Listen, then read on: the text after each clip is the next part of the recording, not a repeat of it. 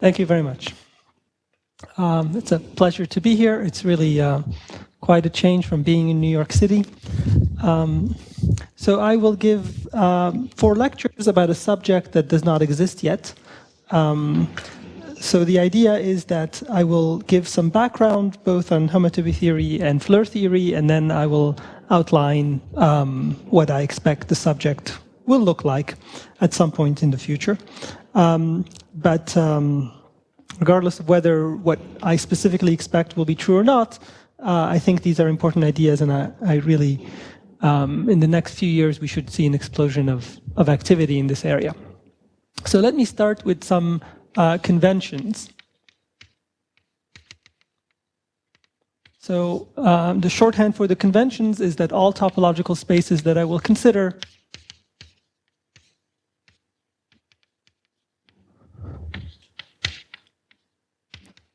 are of the homotopy type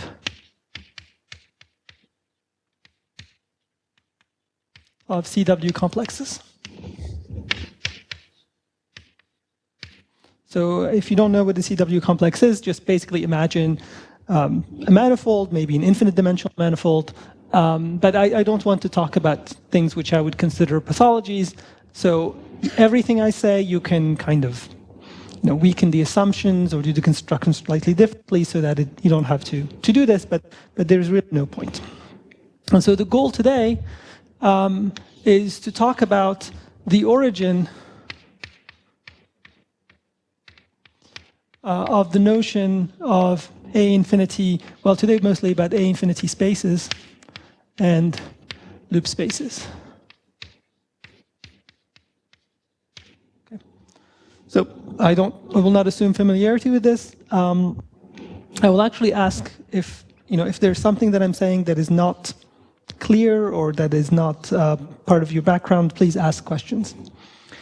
So let me start at the very beginning with at least one perspective on what we would like algebraic topology to be. Well, we all know what algebra is. You write down formulas, you construct algebraic structures, groups, rings, and so on and so forth. And one way of thinking of algebraic topology is that you'd like to do the same thing with topological spaces. So,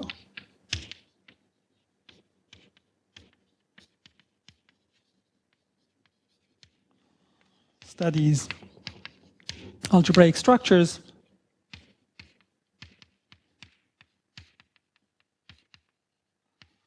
on topological spaces. This is not necessarily the way it's presented usually, but let me just point out a basic case. So first example, that's the one that we're going to be focusing on today. I have in algebra, one of the first things you learn is about groups. So we can consider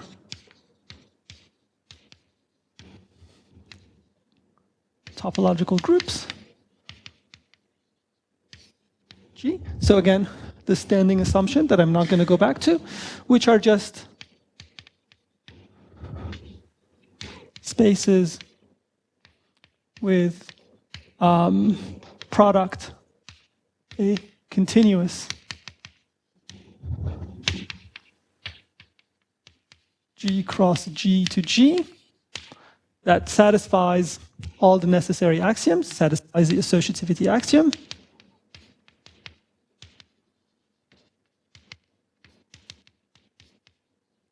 Has a unit, which means an element of G such that the product is 1, and a continuous inverse.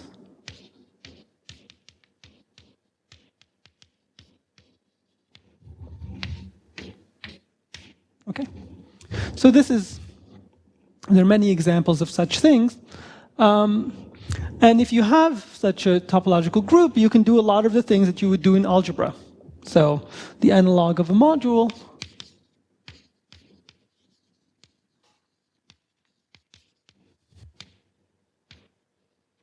is again a space X with an action of G, i.e. continuous map. Well, this is left, so I'm going to just go on one side. Later I will use both sides. Okay. And this action is appropriately associative with respect to the product on G. So compatible, satisfies an associativity axiom with respect to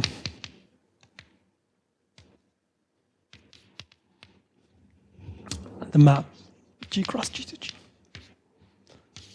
So far this is perfectly reasonable, and there is a whole slew of literature on the subject. But there are two things that are missing from this picture as I've explained it. Two missing ingredients. The first one is that once you start talking about topological spaces, you have a notion that doesn't exist at all in sets, basically, which is the notion of homotopy. Okay.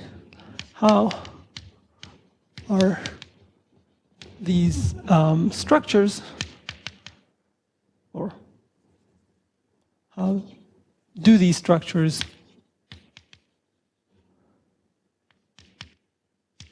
behave with respect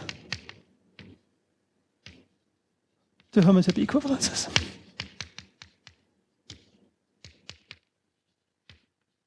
So what is a homotopy equivalence? Well, let me just remind you that a homotopy homotopy is just a map from X cross the interval. This is going to be the interval 0, 1. This is a homotopy from the restrictions H0 to H1. H0 is a restriction to time being equal to 0, and H1 to time equals 1. Homotopy equivalence is basically a map which doesn't necessarily have an inverse, but has an inverse up to homotopy. So that's the first kind of thing. So once you start to study topological spaces, one of the things that arises rather naturally is maps not being exactly the same, but being deformable one to the other. That's the correct notion here. And this structure here that we've seen is very strict. The structure of a topological group is very strict. And so it's one of the questions we'll be asking is what happens when you try to understand, to kind of make it more homotopic. That's the first thing. The second thing is that I was a little bit lying here when I was saying the analog of a module is a space with the G action, because in order to formulate, usually in algebra, in order to formulate the notion of a module,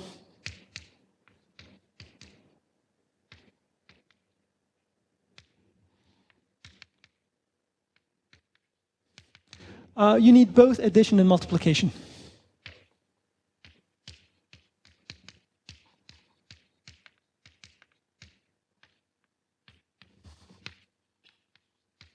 So if I stick to this context, for example, what I would say,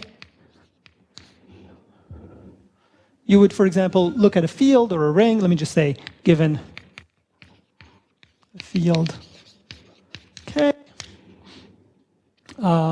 we say that a K vector space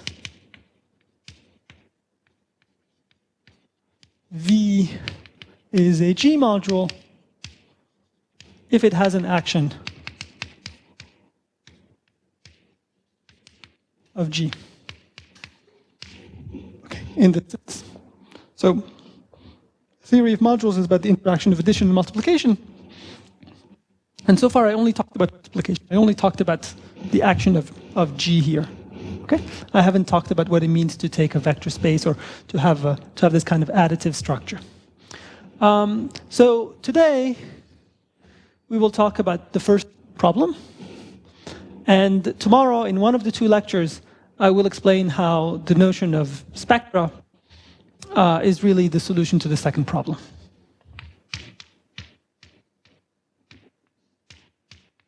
So, discuss part one. And that's really what this notion of A infinity structures is about, via A infinity spaces. And tomorrow, in one of the two lectures, we will see that spectra give us an answer to the second part. an appropriate notion of addition for spaces.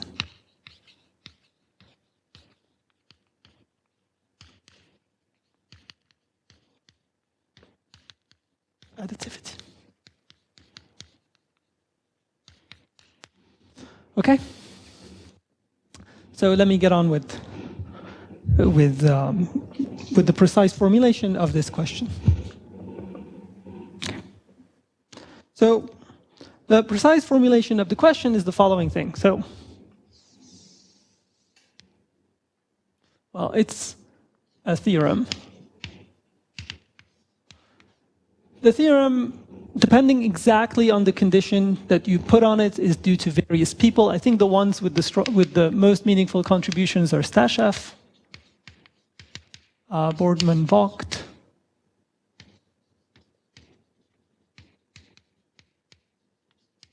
and May. Although again, the way I state the theorem, it's really just due to Stasleff. And to simplify the statement, I want to just drop the notion of having an inverse. Okay, so that's the same. Instead of looking at groups, we're looking at monoids. Topological space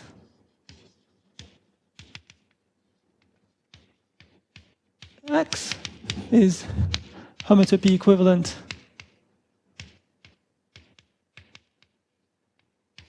to a topological monoid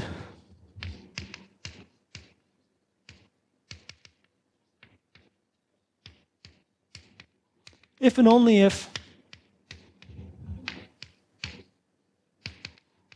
it admits an A-infinity structure. Again, I haven't defined A-infinity structure, and it will show up in a moment. But this is the precise notion that that kind of justified the development of this theory.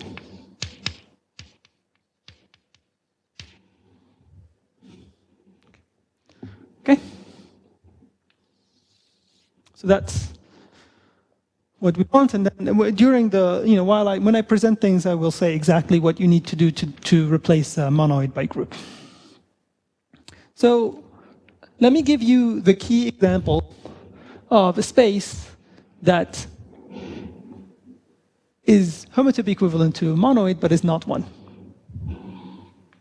And it will turn out that basically the formulation and the proof will basically go via understanding this example. Well, example, Anyway, so the example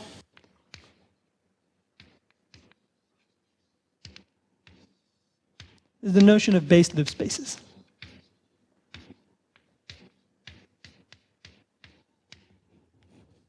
So unfortunately, I'm using X for too many things. Let me try something else. So let B be a topological space.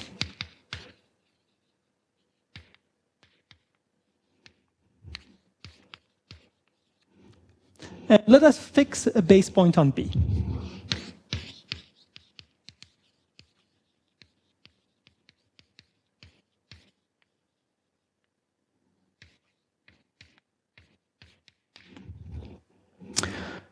It's completely unreasonable to expect that B would have anything to do with B itself, a topological monoid. But the point is that you can extract from B, canonically, something which is equivalent to, in fact, to a topological group, and that's by the base loop space construction. So let omega B be the space of maps from S1. Let me just do S1 for now. So S1 is good. The easiest way to think about S1 is that you take 0, 1, and then you identify the points 0 and 1, okay, to B, not from here to here, which map the base point, which map 0 to our base point. The base point is usually just called star to star. Okay, so let me draw some kind of picture. Okay, maybe there's some holes here. So this is B, This is our base point. And the space of maps is, well, the space of all maps that do something like this. I usually write gamma.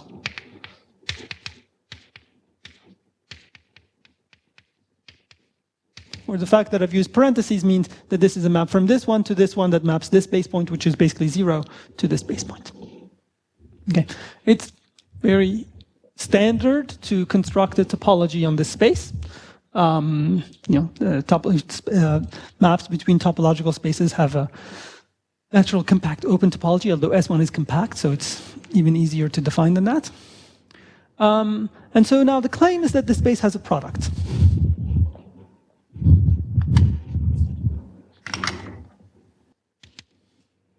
And the product just comes from the fact that you can take S1. Let me just do it like this.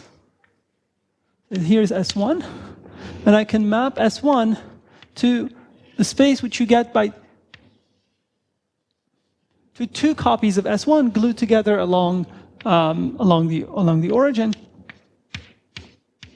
And how do I do it? I just take this point, let's say 1/2, and I collapse it to 0. Okay.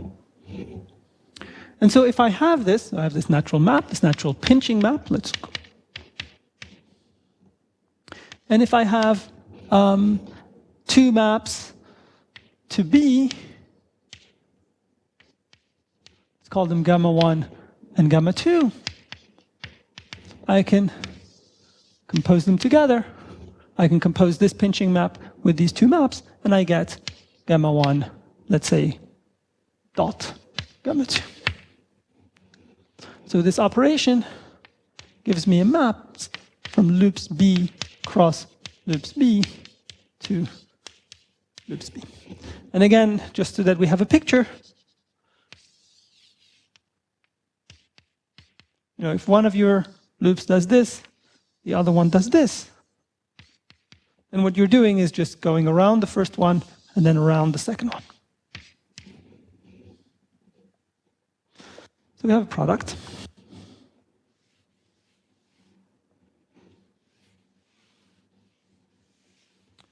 And so once we have this product, we see lots of interesting things. For example, some of the most basic invariants of topological spaces are homotopy groups, are a group of components.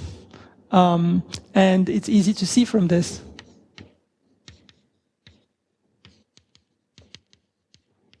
we get that pi 0 of B, which is the group, the set of components,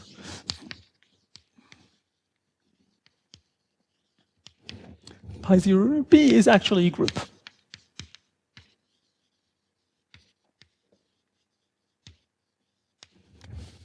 So far, all I've described is the monoid structure on it. So why do we see that it's actually a group? Well, if I take a loop that goes around this hole and a loop around goes this hole, then I put them together and it goes around, well, the sum of the holes. And so that's how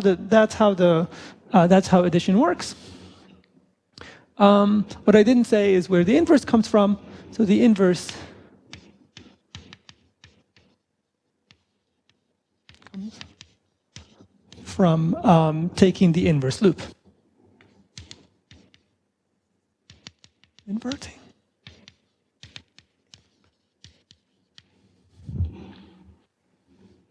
So I said that this would be a key example. And somehow, if this example turned out to be an actual topological monoid, there would not be much to talk about here. But I claim that it is not. So let's think about why that is. This is not a topological monoid. I'm sorry? Yes, you're right. So in this framework, there isn't actually an identity either. So I could say that right here, actually. This is not a topological monoid, and there's actually two issues. The identity issue is somehow less serious than the other one.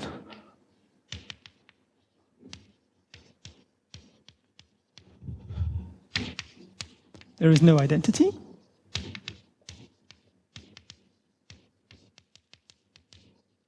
Two, the product is not associative.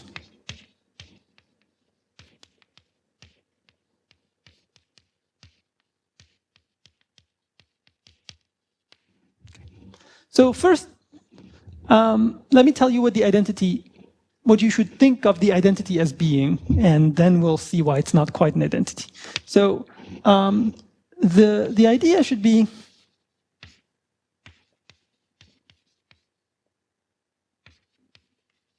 that the constant map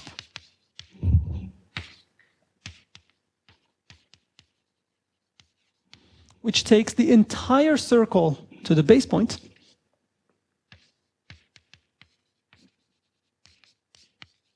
serves as the identity of this.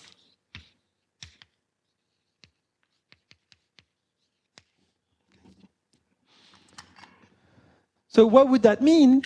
That would mean that if you compose with it, if you multiply with it on the left and if you multiply with it on the right, you get the same loop. But that's not true. So, however, if I am given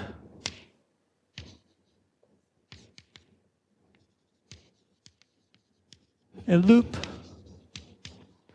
gamma S1 to B, we don't have an equality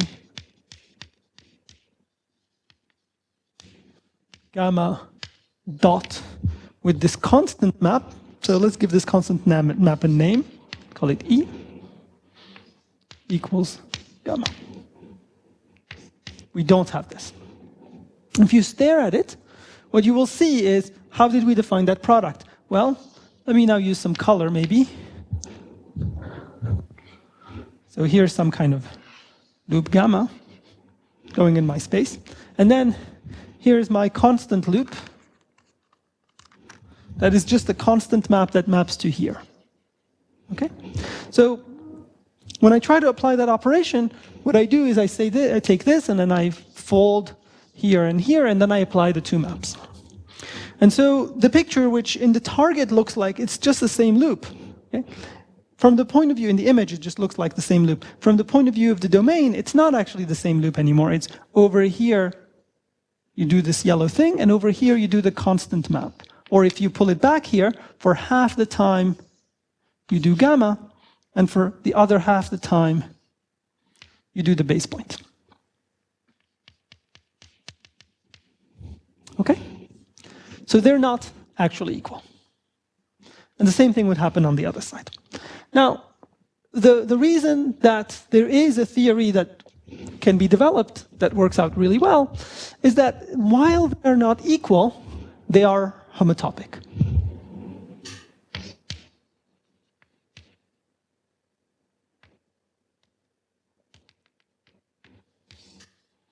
There is a canonical homotopy. Homotopy between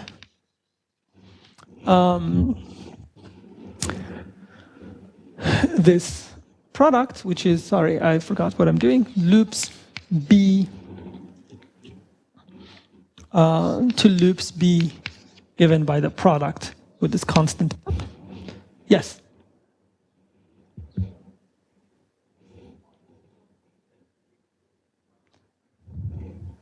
Thank you.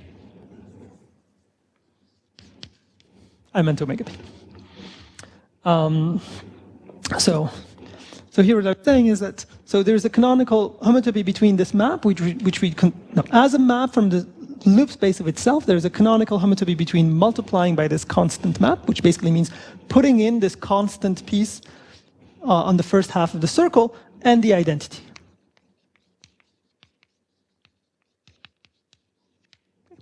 What's this canonical homotopy? It's just, well, instead of pinching at the middle point, you just pinch at a time that is closer and closer to 1 until it happens actually, until you don't pinch at all. So,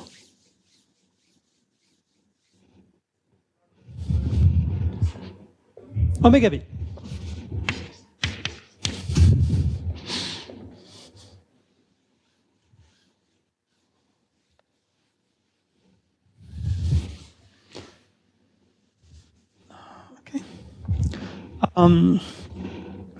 So there is a canonical homotopy, and the homotopy is given by changing the time at which you do the pinching by deforming the pinch map.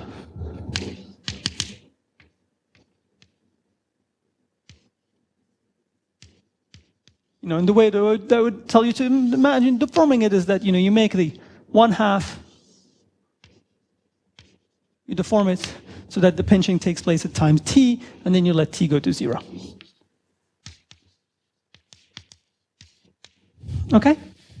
So that's the first problem, the problem that there's no identity. The second problem is exactly the same. So I will not, I think this is somehow a good exercise to sit down and try to write it explicitly. So I'll give the answer, and you should figure out why, what the answer means. So the second problem arises for the same reason. And it's because these two pictures are not equal.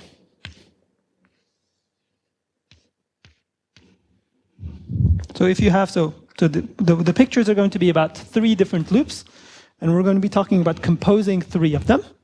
So gamma 1, gamma 1, gamma 2, gamma 2, gamma 3, gamma 3. Okay? So one of these pictures, everything is in the same order. That's not the problem. One of these pictures represents, that multiplying gamma 1 and gamma 2 and then multiplying by gamma 3, and the other one represents multiplying gamma 2 and gamma 3 and then multiplying it on the right by gamma 1. And these are not the same, but they are, again, homotopic. Okay? So what I want to do now is give a very short proof that the loop space is equivalent to a topological monoid. Okay. And then give a longer proof after that, which uses the A infinity, the machinery A infinity spaces, and which answers this question. So this is a theorem of Moore.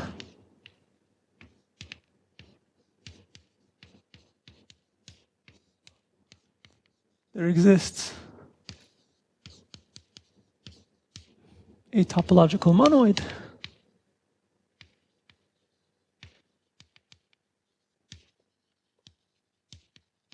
loop.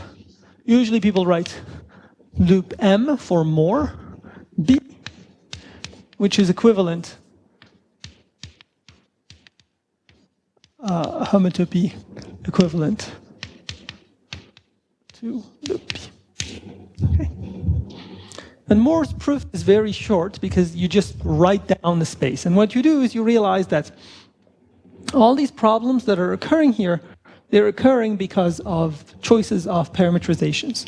Because you start by saying that the circle has length 1, and that if you want to compose 2 things of length 1, then you need to split them in half. And that's that choice that causes all the issues. The choice of splitting it in half is not associative. Okay? So the proof is, well, you define omega m b to be the set of pairs gamma and let's say L, okay, where gamma is a map from S1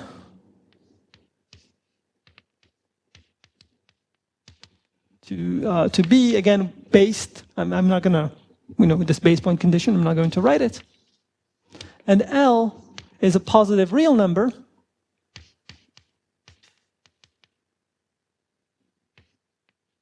Now you have to add a small condition. You have to say that this is only allowed to be 0 if gamma is constant.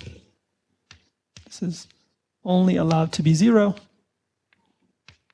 to vanish, if gamma is the constant map.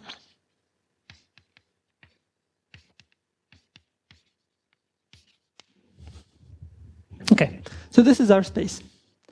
And if you have this space, then I claim that you don't run into these issues anymore. So first, let me say what the, well, I should define what the product is.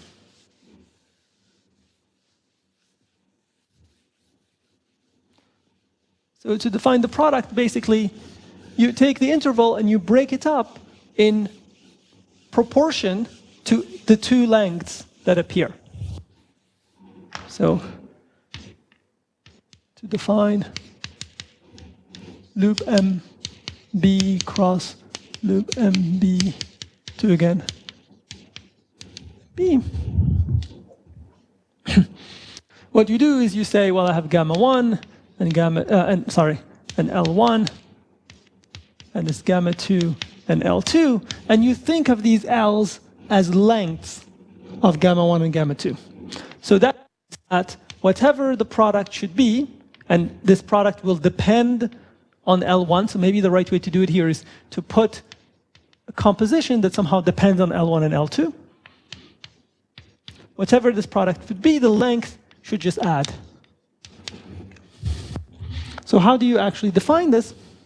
The way you define this is when you take your pinching map, you let the gamma 1 part take place for time L1 plus L2 over L1. Oops, wrong thing. For time L1 over L1 plus L2. And you let the gamma 2 part take place for time L2, well, the remainder, L1 plus L2. Okay? So that's just the definition. That's the definition of this guy. You use gamma 1 for the time that has been allotted to it, and gamma 2 for the remainder of the time. And so the unit now is simply this thing that I allowed myself only with the constant map. The unit is the constant map with length. This length is some kind of, don't think of it as some kind of, geometric length. It's just somehow the length of the parametrizing circle. It's something that you have in your mind.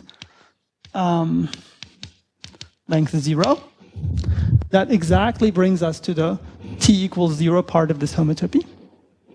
And then associativity is pretty easy to check.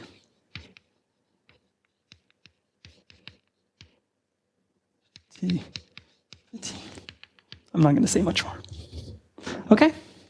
So this was Moore's proof, and Moore's proof relies on the fact that when you go from his model to the loops of more loops, the usual loops, all you do is forget this length, and forgetting this length is some kind of contractible choice. And in the world of homotopy equivalences, forgetting a contractible choice doesn't change anything. Okay. So, yes. Yes.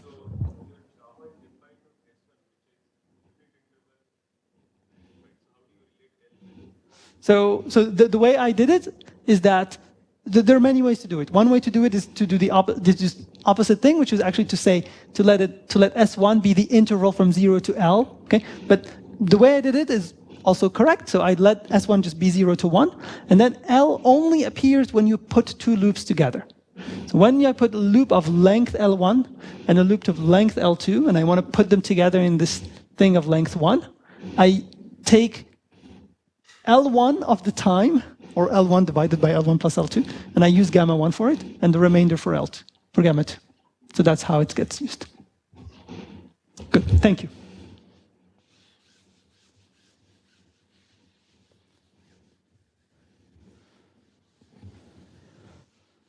So this is a fine answer. And it's a reasonable answer basically because the failure of this loop space to actually, the space loop space to actually be a monoid was very explicit. Somehow you could understand exactly what happened because you realized that everything had to do with these parameterizations, and so you can just fix it by putting in the parameterizations as part of your space, and then everything disappeared. But in general, that's not what we get. And so, just give me a second.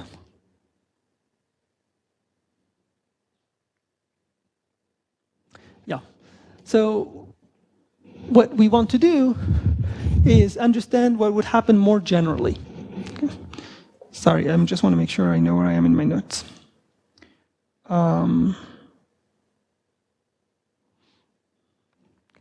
So I want to do two things.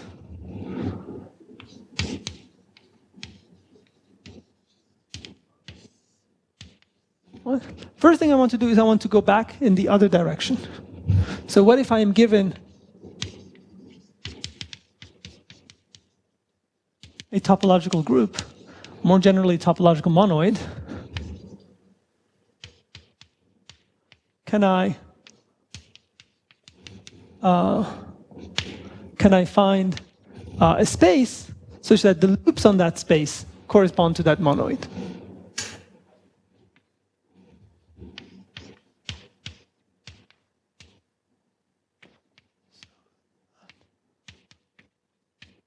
The loops on B somehow correspond to the monoid.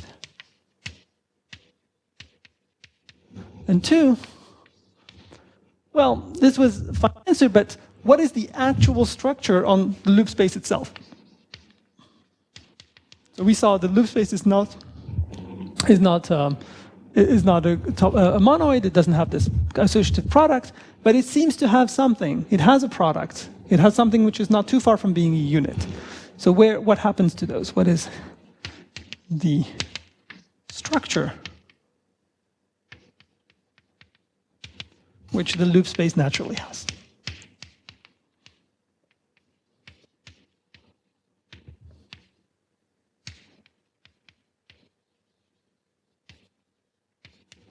Let me see the time it is. Okay, 45 minutes. Okay, I think I have time to say something about both. So the first one, the answer is almost yes. So let me just observe that a monoid does not necessarily have an inverse, but a loop, the loop space always has, the more loop space, whatever, always has something, it always has an inverse up to homotype. So you have to be a little bit more careful. So in fact, it's more careful to ask, therefore, the question about groups, or more generally, basically taking a monoid and taking the corresponding, what is called the group completion, basically the group where you just add the inverse. So, so the answer to the first question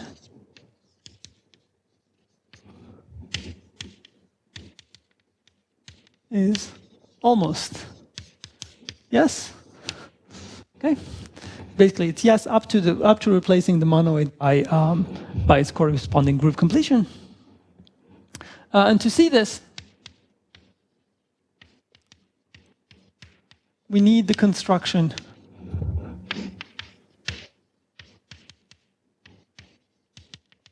of classifying spaces.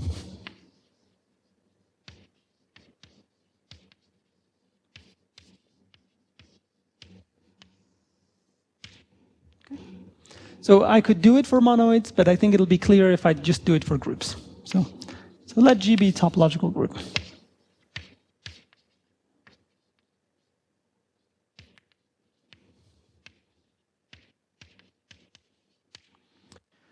And the theorem, yes? Why did the first question asking for omega n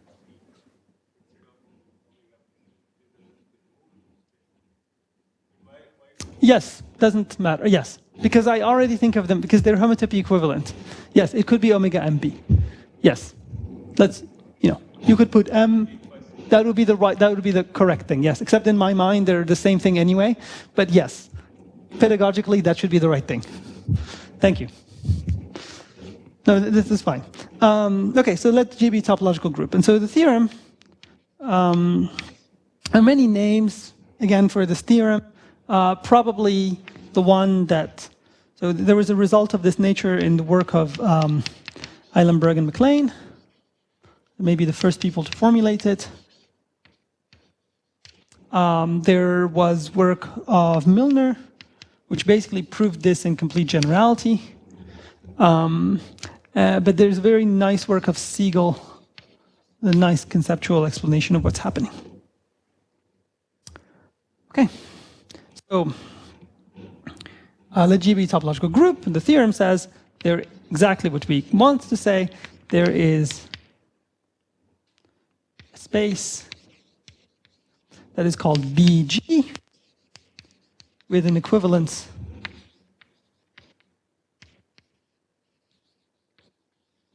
from G to the loop space, and then can put a more here to make it BG, and this is an equivalence of monoids.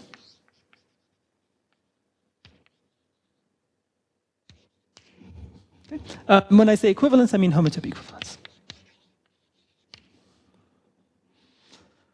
Okay. So it's a little bit difficult for me to know whether, I mean, I was preparing this and I was trying to think like, should I prove this, should I not prove this? This is kind of an extremely important result, not because of what it proves, but because of the techniques that it uses. It somehow justifies a whole slew of techniques in algebraic topology and homotopy theory that otherwise seem rather esoteric. So I will just sketch the construction of this space. So the idea, and it's going to take me like the whole board to sketch it. So the idea for the construction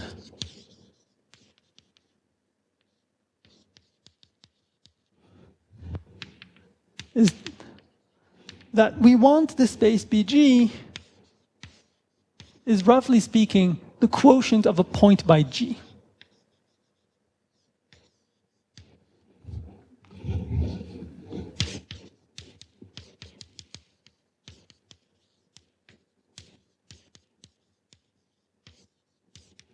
Okay. So why is that? Why is that the idea?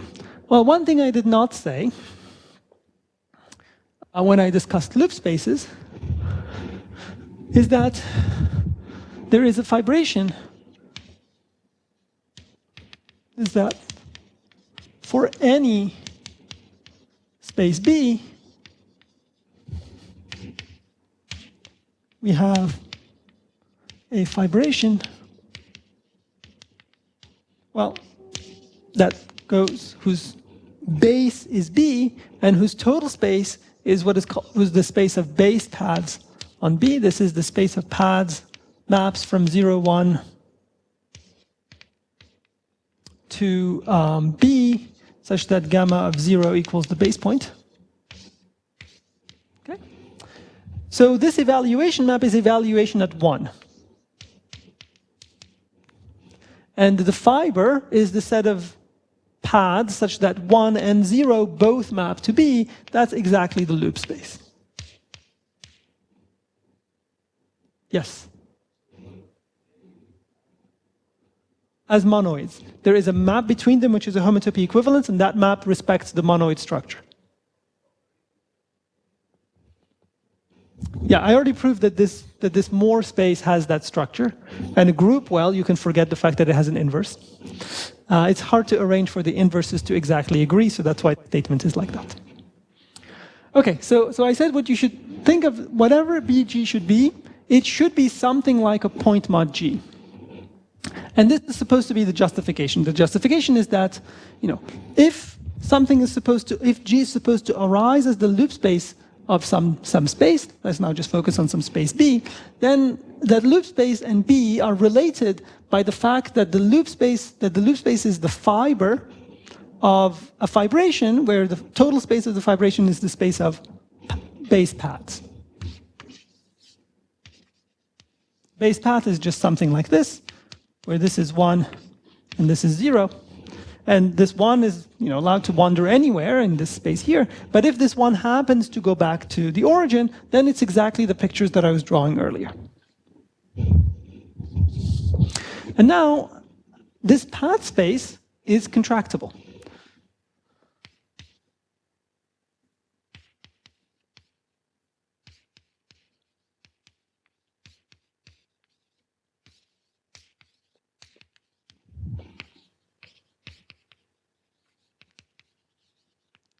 The retraction, the contraction, is completely obvious thing. It's if you take a path, then you just shrink it, and shrink it, and shrink it, until it goes down to nothing. Well, to the constant one. Okay? So this is contractible. So that means that if, and in this picture, you should interpret B as the quotient of this path space by omega B. So if we were to find BG as some kind of, G as some kind of loop space of a topological space, then we need to basically take the point and fatten it to a contractible thing, so that when you would act on it by G, you would get your nice topological space. So that's the basic idea. So how are we going to produce this? How are we going to formalize this notion of taking a point and taking the quotient by G? So what we'll do is we'll do the same thing much more generally.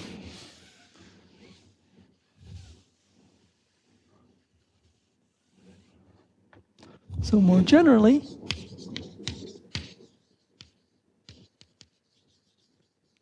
given a space, let's call it P, okay, with a right action of G,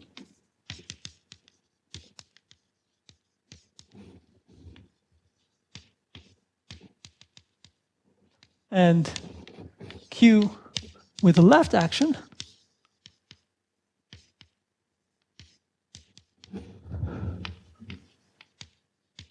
okay.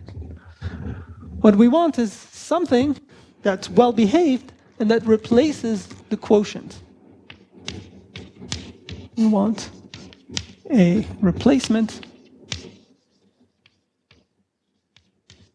for what might be called P cross GQ, which is basically the set of points P comma Q mod the relation, sorry, P cross Q mod the relation that PG with Q is equivalent to PGQ. So if you are comfortable, sorry, my thing is falling apart. Let's try it. Okay, good. If you're comfortable with algebra, you should imagine that this is like tensor over R with n, whatever that means. So if R is a ring and M and N are left modules and right modules, this is exactly what you would do.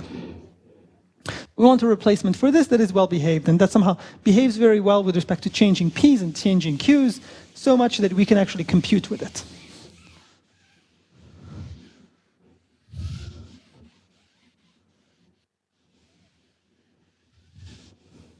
So how would we do this?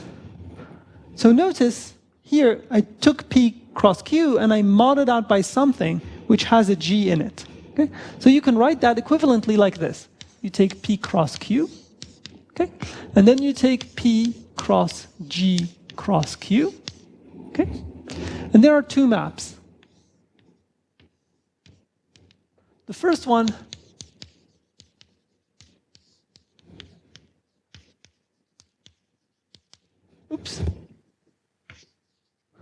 multiplies on the left, and the second one multiplies on the right. Just write it below it. Yeah.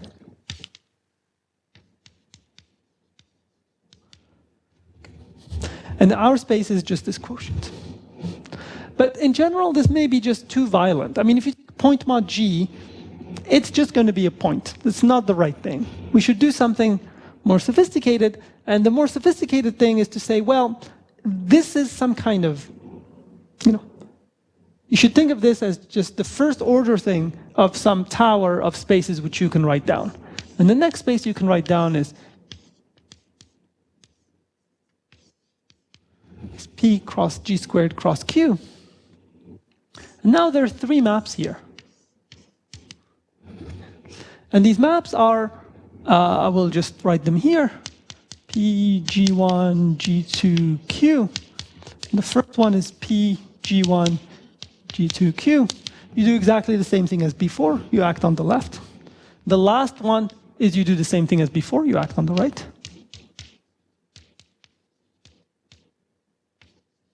That's the same as this one.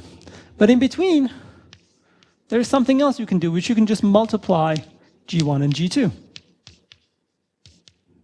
It's very reasonable, because in order for this whole theory to work out, this quotient to be a reasonable object, it better be that G actually acted on P and Q, which means it better be that the product, that the action had some associativity property.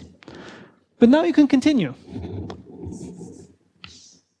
You can do P cross G cubed cross Q, and now this has 4 maps, and so on and so forth. Okay? So this construction, this collection of spaces with the collection of maps like this, is what is called a semi-simplicial complex. The spaces P cross G N cross Q form what are called the N simplices of the semi-simplicial complex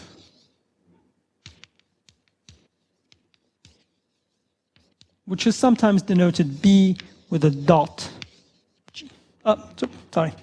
B with a dot P G Q. Okay, so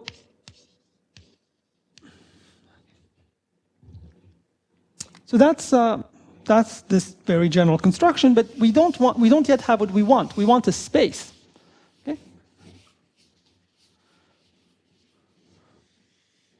So to go back to this, what you could say here, what happened is that you took P cross Q, and you identified any 2 points which were in the images, which were, you took this map from here to here, and you identified the images under the 2 possible maps. That's what this quotient is. Okay. So in homotopy theory, this is sometimes a very violent procedure. So instead of identifying points, you just want to make them homotopic. Okay. So to turn this B dot into a space,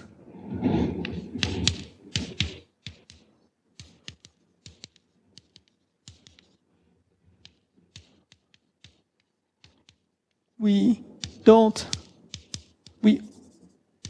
identify points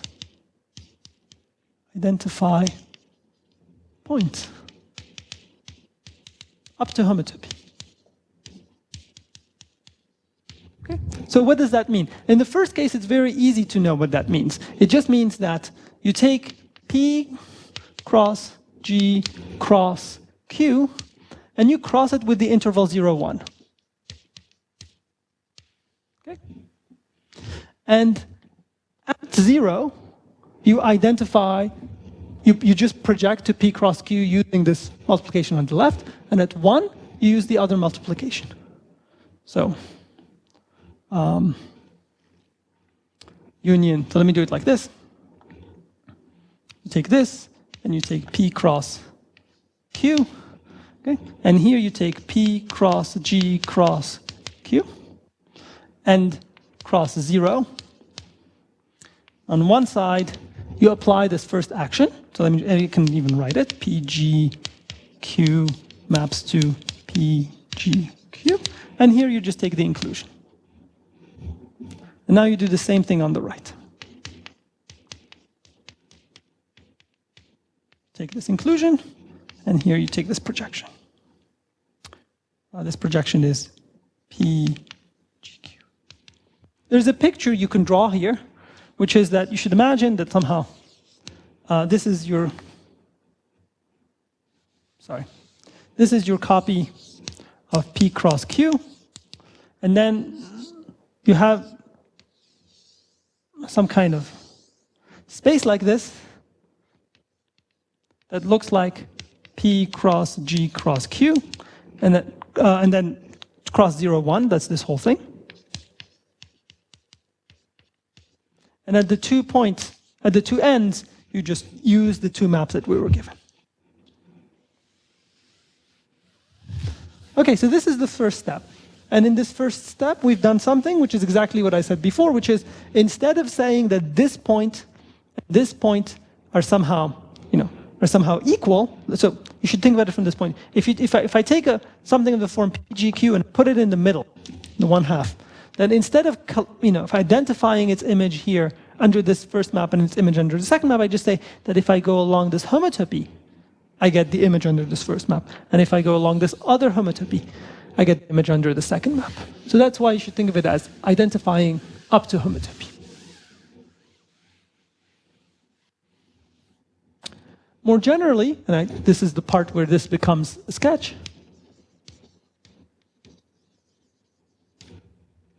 what you do is you take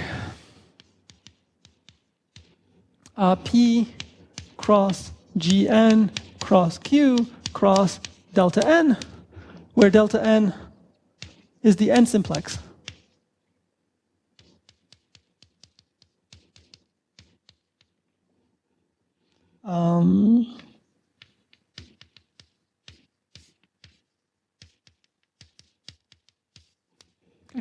It's the n simplex. So the first one is the one we saw. The second one, well, the second one looks like a triangle. Anyway, and the third one is, and so on and so forth. Okay. So we take these spaces, we take their disjoint unions. Take the union of all these spaces that showed up. And now we mod out by something. And we mod out exactly by what happened here. So the key features that simplices have is that if I look at the boundary of an n simplex, I see n plus 1 lower dimensional simplices.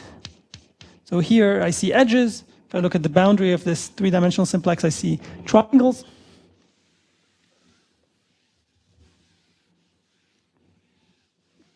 And so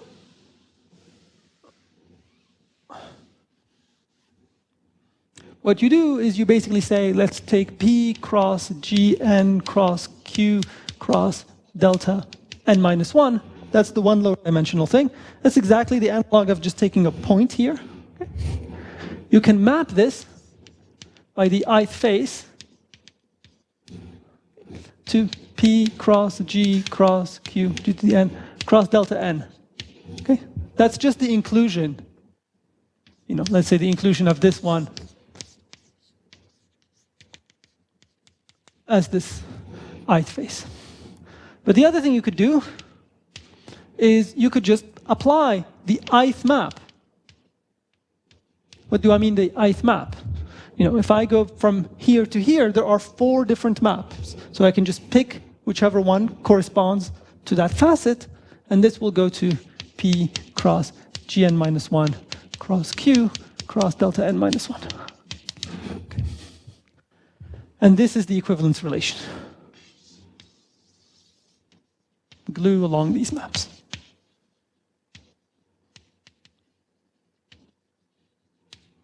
As I promised over there, in order to be able to give the sketch, I'm going to have to use this entire set of boards. But now at least I can say what BG is. So we can then define, yes.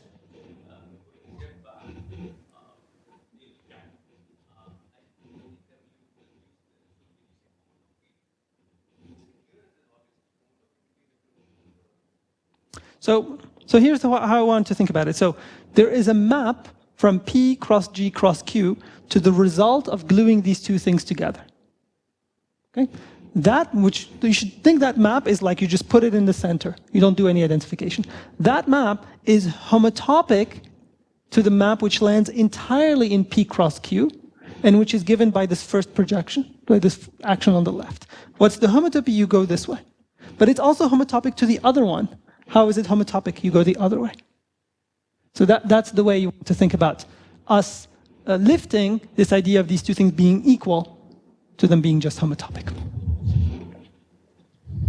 Thank you. Okay, so sorry, I haven't said what this construction has a name. It is called the two-sided bar construction. So.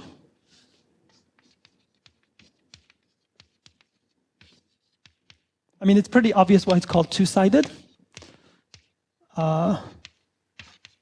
It's It's never obvious why it's called the bar construction.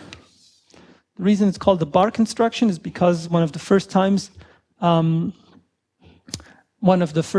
it was written down in a paper, instead of writing the elements as, where did I do it? PGQ, it was written as P bar G bar Q. Okay, not very enlightening at all.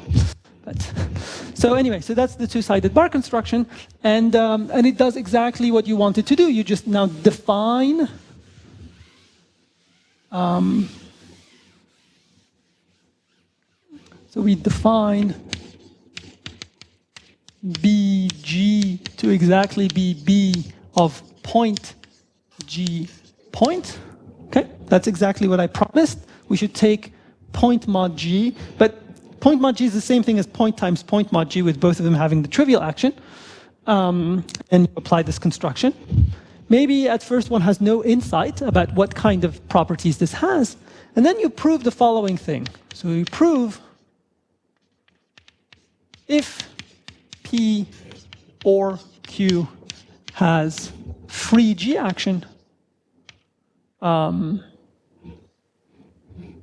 let me just do like, if P has free G action, then B of P G, now I'm going to put Q, is equivalent to Q. Okay, and this means homotopy equivalence.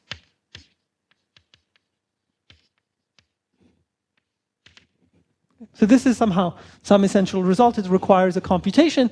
Unfortunately, I mean, you can do it by hand, but the cleanest proofs to go via this formalism of thinking about simplicial spaces, simplicial complexes. Those are the cleanest proofs.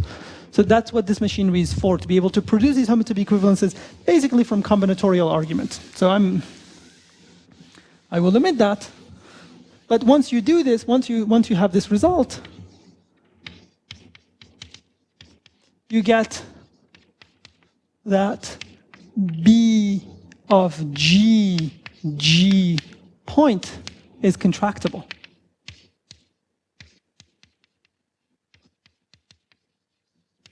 Okay. And this is now a fantastic thing, because everything is functorial. Everything that I wrote down, it depended on P and G and Q. But if you vary G, if you vary P, if you vary Q, there are obvious maps to write down. And this is why I like that's why the two-sided bar construction is so wonderful. Everything varies functorially. So this is contractible, and it has a map to B of point G point, which is just the map from G to a point.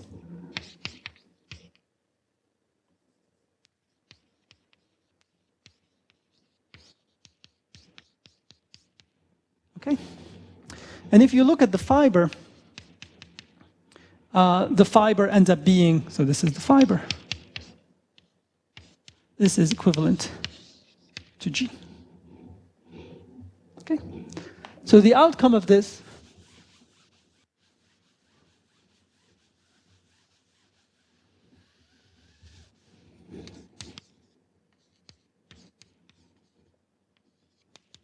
is that you take this kind of BG space, which again is just this two-sided bar construction. That there is a contractible space over it that's called EG.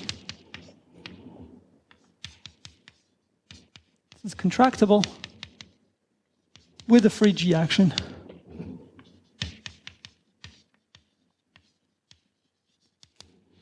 And the fiber is G. And you can compare it directly. Maybe a little bit more work is you can compare it directly to this path space.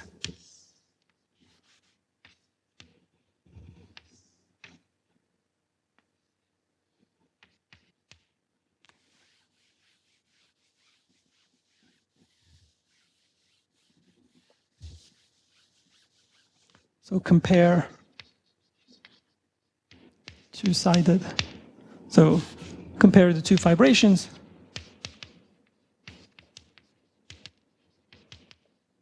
And then you get that G is equivalent to loop M.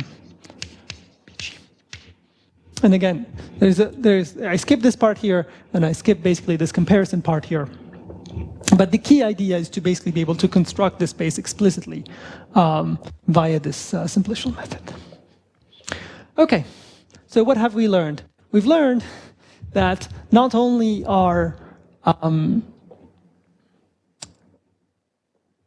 loop spaces equivalent to monoids, but groups are equivalent to loop spaces. Okay, so up to the questions of having strict inverses, which are always a headache, you can think of groups, of topological groups, and of loop spaces as basically the same thing. So up to questions of strict inverses,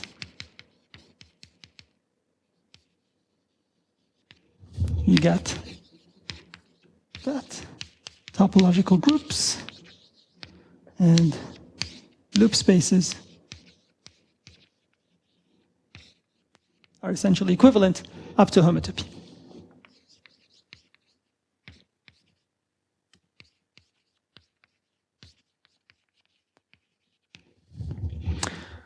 So now we go back to the original question I asked.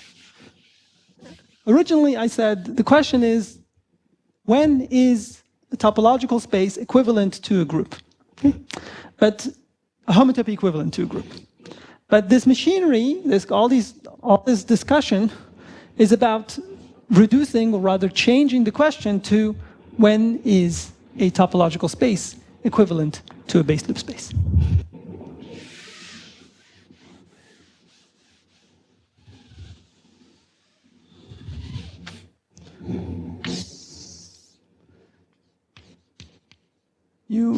An essentially equivalent question.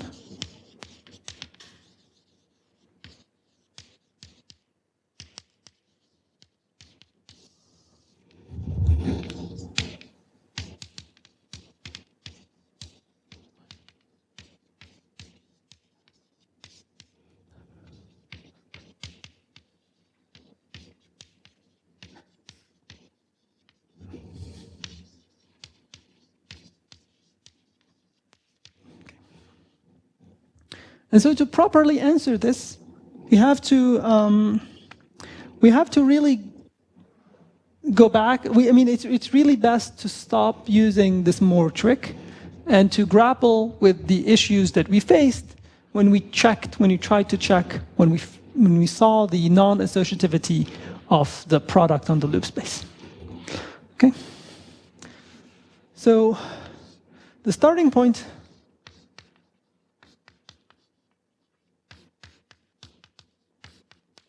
is to note that there is not a single, and we already know this, but that there is not a single operation called the product. There's actually one for every positive real number.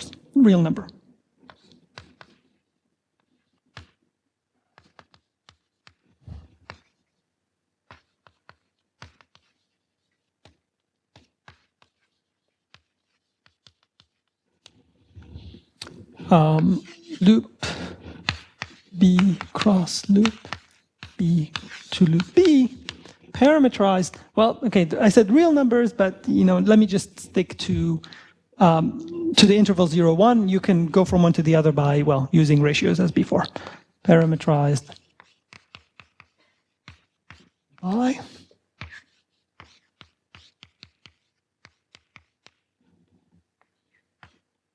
I don't want to do this. Okay. Let me not give this a name. It's not worth it. Okay. So what do I mean by that? Well, we already saw exactly what. Open interval. Open interval.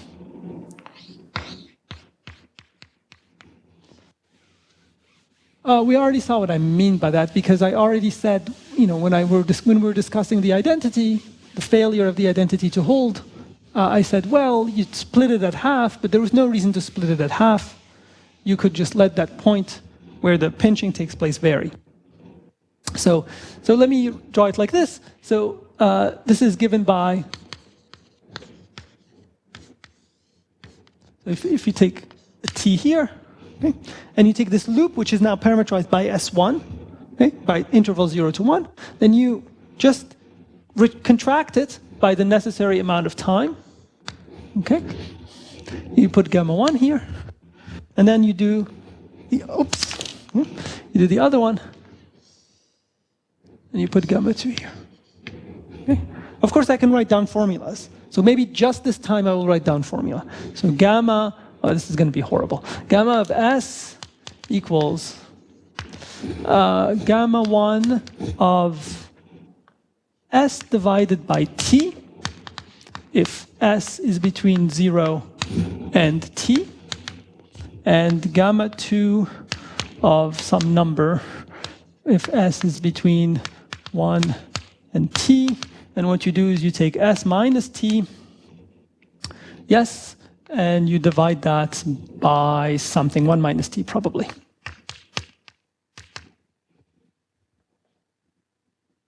One minus S? No, see, that's the problem.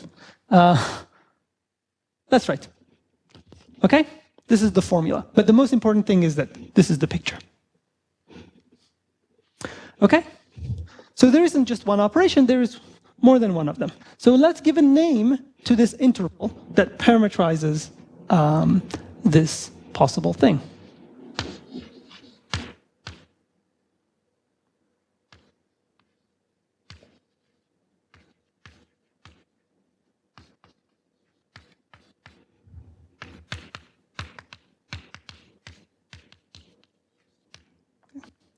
So now we do something interesting. Instead of trying to say what happens if you compose something associated to T1 and the operation associated to T2 and try to relate that to some operation associated to some other T3, we will do something different. Let's think of all possible ways. We consider all, and by all I mean kind of the reasonable ones that may show up in our construction. Reasonable operations, loop B cross loop B cross loop B to loop B. So what could these operations possibly be?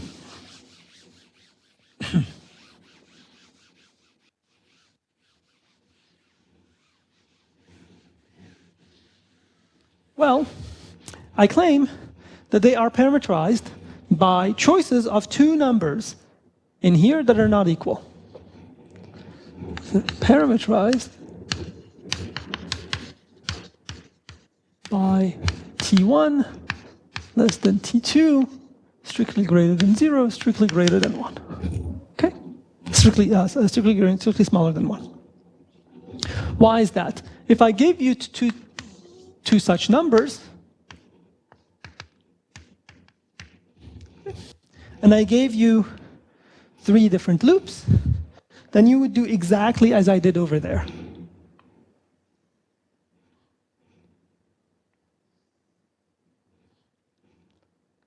You would put gamma 3 here, you would put gamma 2 here, you would put gamma 1 here.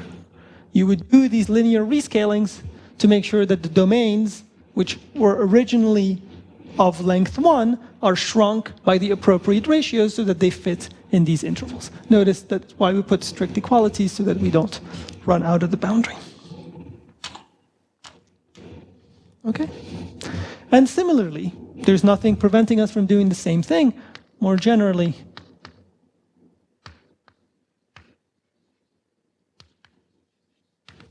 We get Kn. Okay, there's always a delicate question about how these things are parameterized. Oh yeah, this space is called Kn, is equal to the space of parameters Ti satisfying these equations. 0 less than T1 less than Tn minus 1 less than 1. Okay, this is you can make it into a well, anyway, it's an open polytope, but that's not important for us. Good. So that's somehow, you know, when we tried to fix things, we basically we reparameterizations by linear transformations. We just rescaled. So this is basically all ways of rescaling and gluing back together. What's the interesting structure that these spaces have?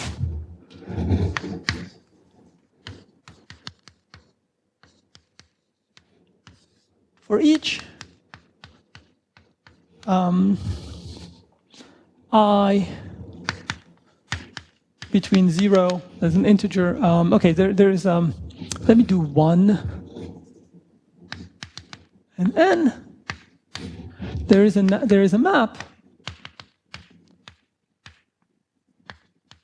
which we can call Kn circle I, maybe the ith composition between Kn and Km, and that lands in Kn plus m minus 1. So what this tells us is these operations, they don't live in the, this is the operation of putting two things together. This is the operation of putting three things together. This is the operation of putting n things together. These operations, they don't live in isolation. You can compose them. Okay? How do you compose them? So I have an element of Kn. Let's do the one at the bottom. This one is Kn. Let's say it's this one. And I have an element of Km. Okay? And really I should use at least a different color for this. This is in Km, and this is in Kn. And now I choose these operations. There isn't just one. I mean, this is not just a circle operation. It's a circle that's indexed by I, where I is one of these things. What are these things? These are exactly the intervals that appear when I break up the standard interval 0, 1 along these times. Okay? So I have an I here.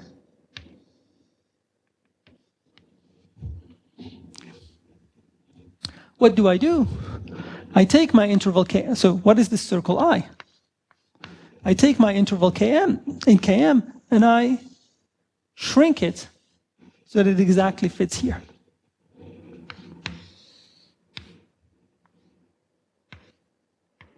So those don't change. And now I have to be able to do dilation in my head, which is going to be very hard to do to scale, something like this.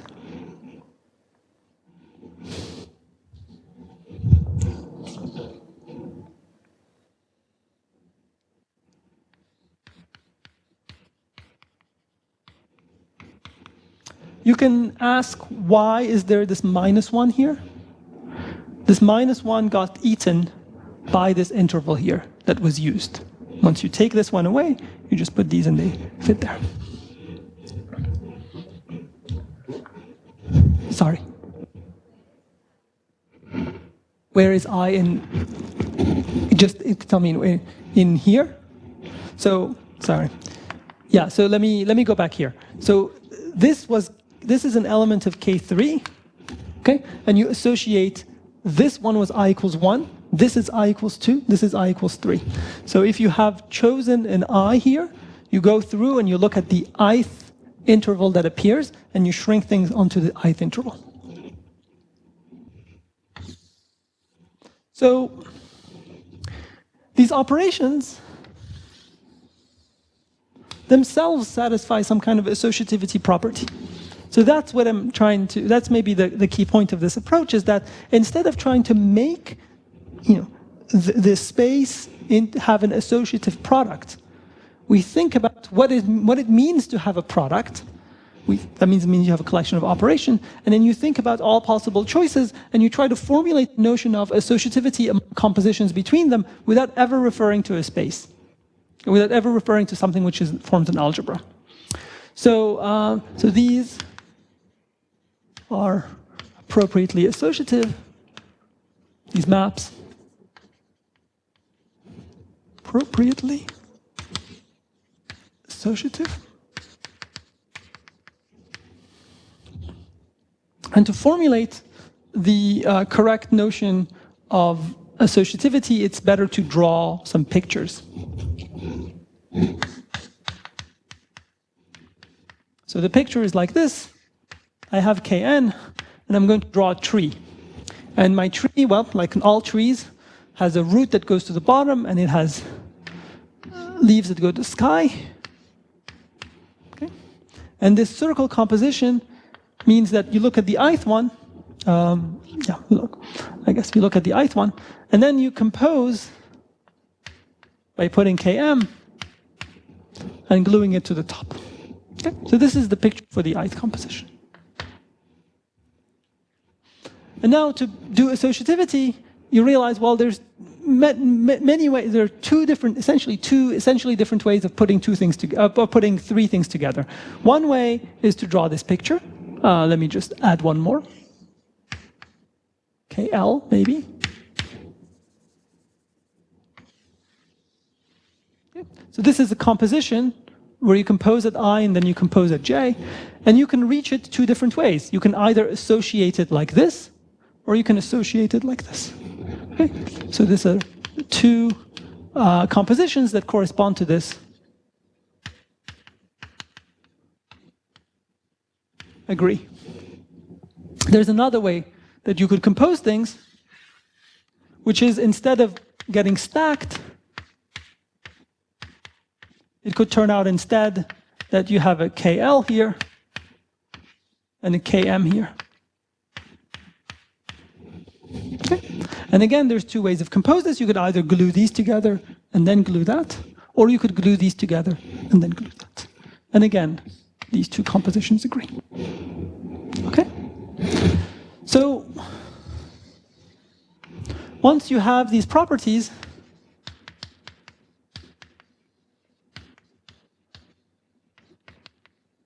we can make sense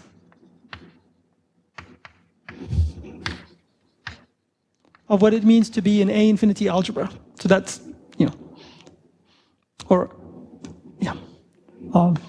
an A infinity algebra in the category of topological spaces. And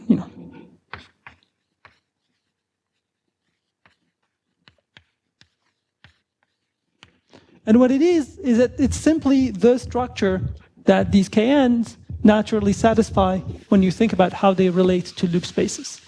So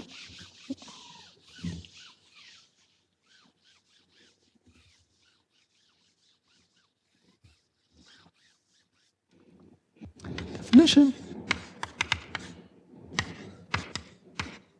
an A infinity algebra X is a, well, again, topological space, sorry to repeat this, with maps X to the N cross K sub N to X. Okay? And here I want to say that are appropriately associative, compatible with the compositions.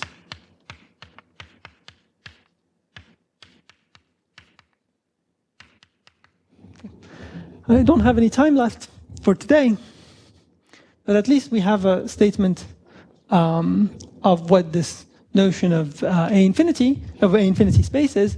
So maybe I will just leave you with an exercise, with the exercise.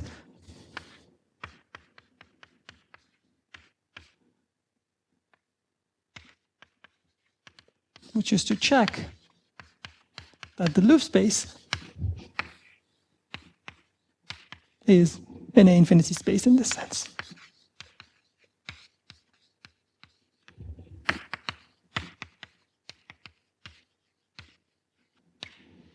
Okay, I should stop here.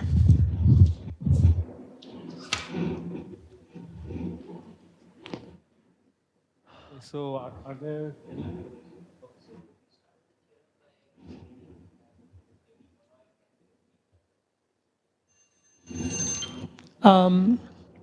Yes. So yes. So I didn't quite end up proving. I talked only about groups here, right? So if you want to write monoids on the left, what will be on the right? So it's a little bit. So if you take a loop space, it has components that are indexed by pi 0 the components indexed by pi 0 of the loop space. Okay. Now pi 0 is a group, and so you could look at the monoids inside of there. Okay? So the correspondence is the loop space together with a choice of a monoid whose group completion is pi 0. Does that? So that's why it's usually not formulated. So it's a little bit, it's always a delicate dance of like, do you want to talk about monoids? Do you want to talk about groups? But the basic idea is if you start with a monoid, the loop space that you would get would have the property that it's that it is basically the group completion of this monoid. It's yes. If you take the monoid, you take the universal group that maps into it, the universal monoid that it maps into that has an inverse, and that's what you would get.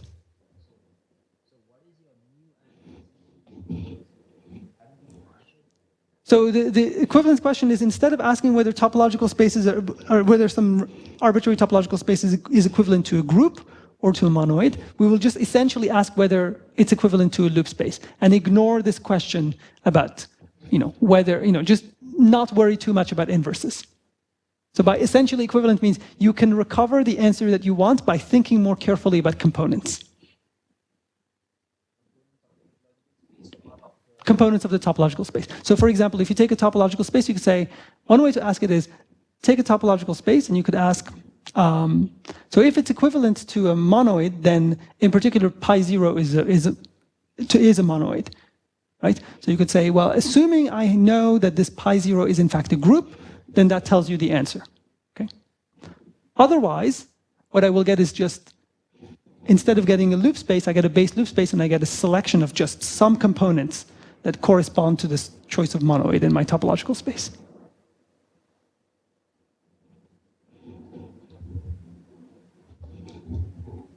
Are there other questions? X to the power n, yes. Yes, and actually just since we said it here. So the way you want to think about these trees is, they're collections of operations. I didn't draw one of them by themselves. They're operations, they take inputs in X and they give outputs in X. Here we were manipulating them just abstractly, but once you start talking about what it means to be an infinity algebra, you basically start thinking about them that's what they do. They take things in X to the n, because there are n leaves, and they give you one output in X. Any other questions? Okay, so we finish now, and then so the next talk is around 11:30.